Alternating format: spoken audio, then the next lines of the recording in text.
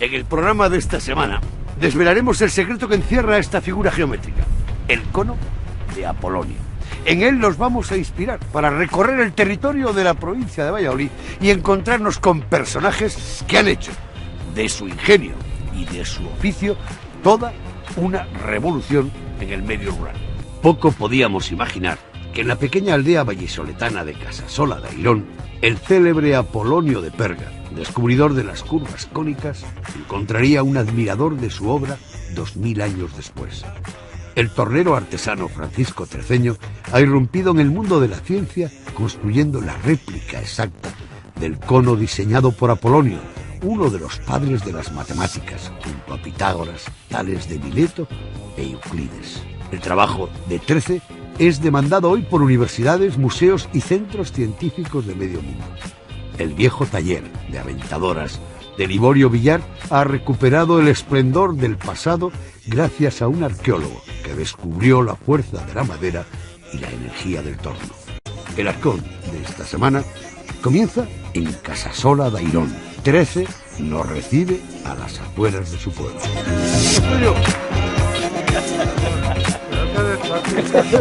¿Qué pasa, Trece? Pero ¿cómo has llegado a Casasola y con un cono de Apolonio? Un cono de Apolonio. Ni te lo imaginas la revolución que ha sido. Yo soy el que hace el cono de Apolonio. De cerca de las estribaciones de los Aires Torozos sale el cono de Apolonio para todas las partes del mundo. Rehabilité un viejo taller de la familia del abuelo Liborio. Empecé a tornear hasta hoy en día y sigo torneándolo, haciendo. Vamos al taller, Vale. que te va a gustar. Es un viejo taller de aventadoras.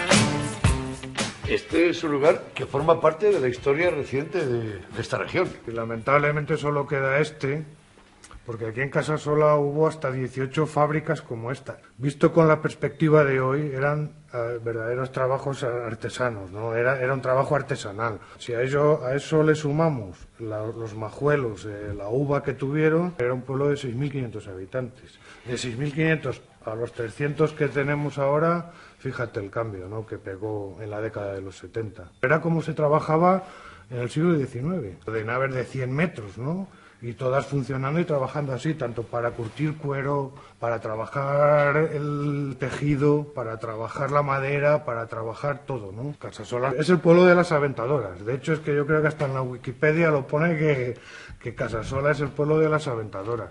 En Pedrosa del Rey también hubo 2 o 3 y en Villalbarba también hubo otros 2. Esta era un enclave primordial dentro de lo que era la producción de aventadoras. Fue la llegada de la cosechadora americana la que hundió todo, ¿no? Hubo una falta de reflejos de los propietarios de las fábricas para readaptarse, porque ya se oía que había una máquina americana que lo hacía todo. Fue en cuestión de 2 años, ¿eh?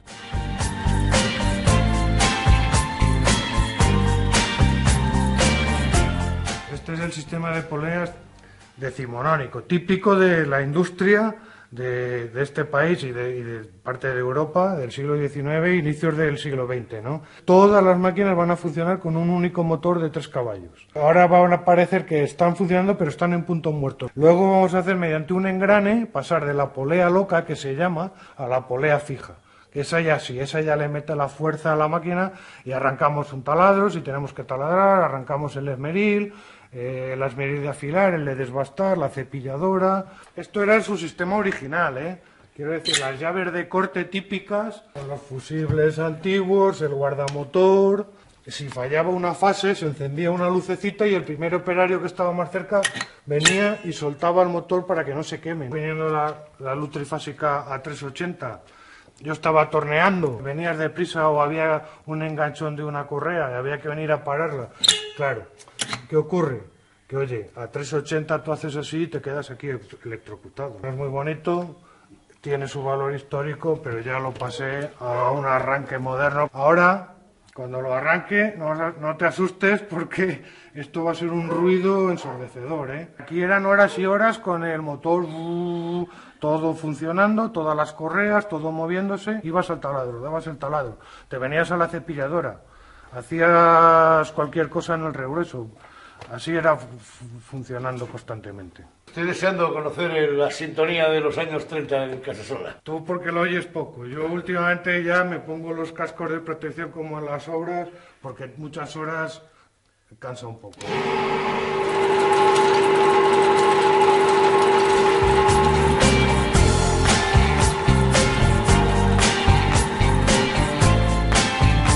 La máquina tenía su polea, que es una polea doble. Por un lado estaba la polea loca, el punto muerto de un coche, y luego la fija, que es la que ya le mete fuerza a la máquina. Lo que es el taladro lo activamos mediante ese pedal y cada una lleva un sistema distinto de movimiento para pasar siempre de la polea loca a la fija. ¿Que necesitas el taladro? Vienes, haces el cambio, metes la tracción y a taladrar. Esta tiene aquí su foso, que aquí activo esta palanca, corro a la polea, meto la fija y ya tenemos la máquina completamente funcionando. Esta es, mira, máquina industrial La Moderna, Bilbao, La Moderna.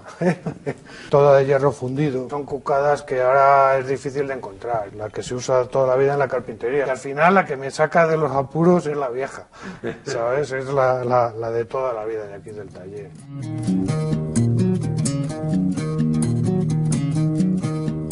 Esta es la muestra comercial de la época que tenían de las aventadoras, para poder enseñar qué máquina hacías tú o el cliente qué modificaciones pedía sobre la que tú hacías. La restauré porque tenía algunas aspas rotas y demás, pero esta además que tiene un valor sentimental porque la abuela de últimas la usó ya para limpiar las alubias, los garbanzos. Funciona a la perfección. Tienes funcionando.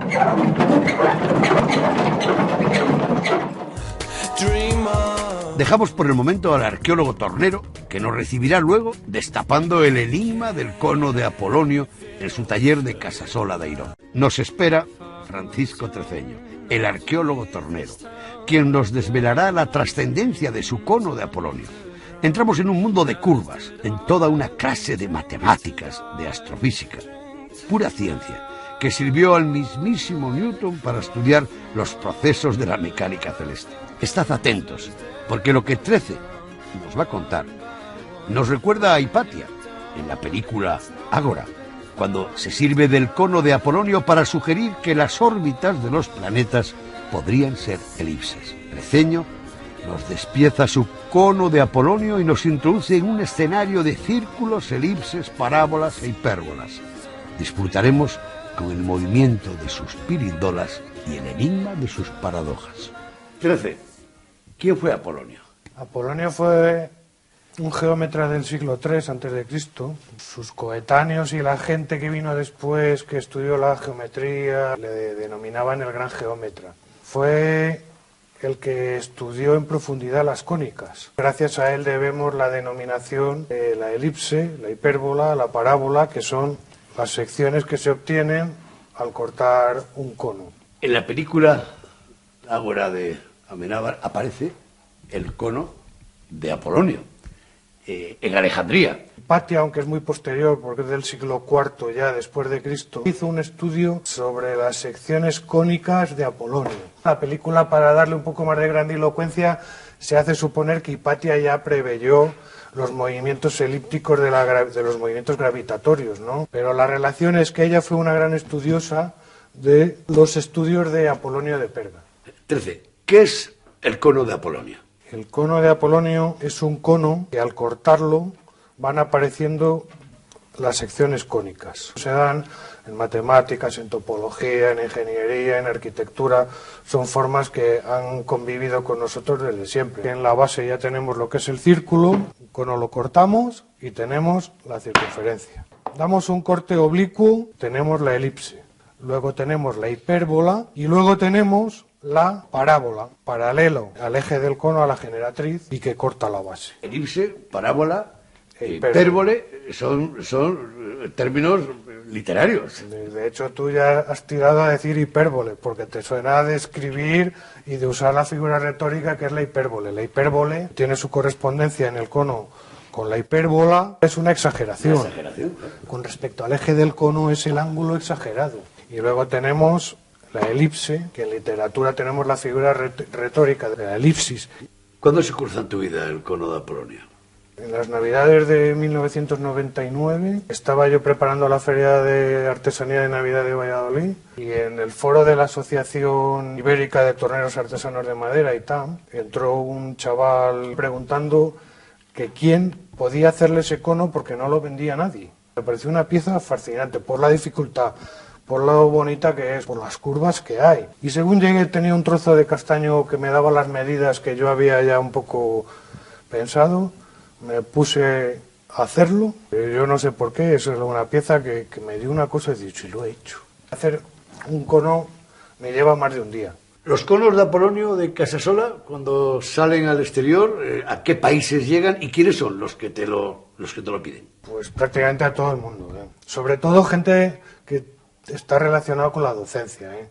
Las secciones cónicas se dan en secundaria, se dan en geometría, se dan en topología, se dan en ingeniería, se dan en arquitectura. El cono lo he enviado por todas las partes del globo. Lo que más ilusión me hizo fue a Nueva Zelanda, varios a Israel, Sudamérica he enviado a casi todos los países. Me lo piden universidades, facultades, institutos, centros de investigación, museos. Toda la gente que más o menos trabaja con las secciones cónicas sabe de mi existencia. Estoy más orgulloso por haber recuperado el taller que por esto. Ahora, esto ya a nivel profesional te llena, ¿no? Te satisface.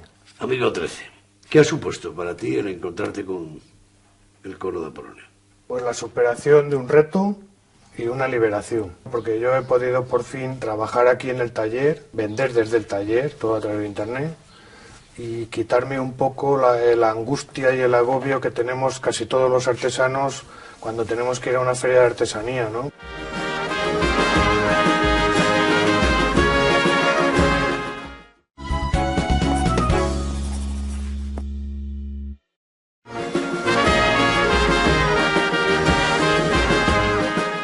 Estas son mis herramientas.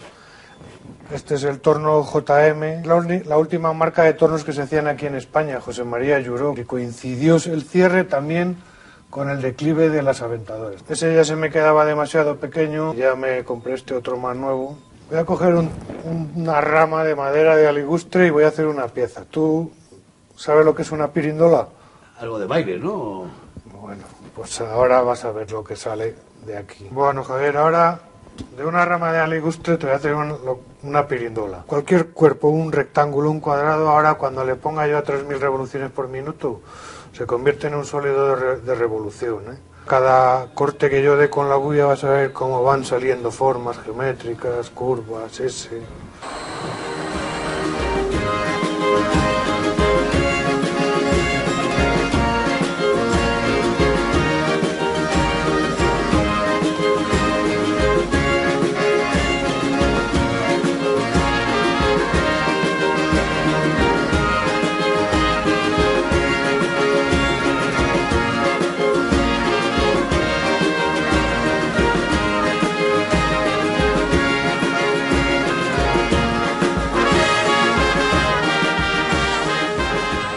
la pirindola. Baila, va bien centradita, Oye, yo quiero ver más piezas tuyas. Perfecto, ven por aquí que ahora te las enseño.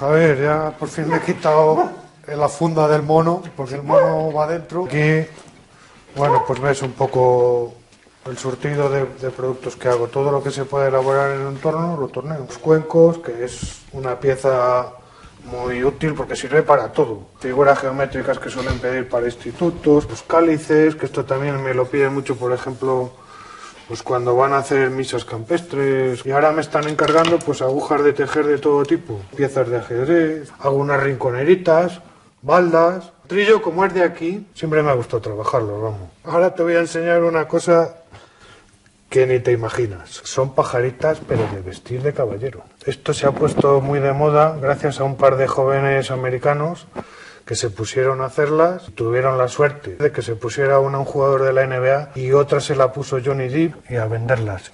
¿Qué te parece? Pajarita de madera. Como escribiste tú en internet con lo del cono. Fascinante. Exactamente. Esto se llama paradoja mecánica o paradoja dinámica, porque hace un efecto contrario al de su significado. Como veis es un plano inclinado, ¿eh? Es una paradoja. Es una paradoja porque sube bajando o que baja subiendo. Bueno, Javier, aquí tienes la paradoja del tornero de Casasola.